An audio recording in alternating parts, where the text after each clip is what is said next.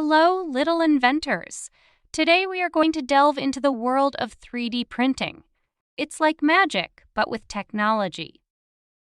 First of all, we need to understand what 3D printing is.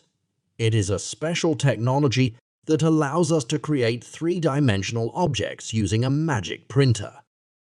To start, we need to have a 3D drawing of our object in the computer.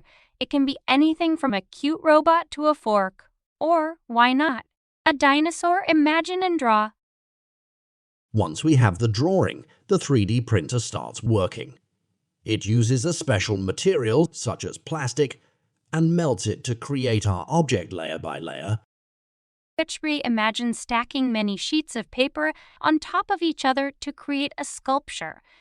The 3D printer does something similar, but in a very precise way. Here is the most fantastic aspect: the printer can create 3D objects of any shape. You can even make toys, jewelry, or parts for your own do-it-yourself projects. 3D printing is used to create amazing things, such as prosthetics for people, models of houses, and even special food. This technology gives us the opportunity to become real inventors. We can turn our dreams into reality with a magic printer. Thank you for joining us on this design adventure. Remember, be bold, be creative, be junior designers.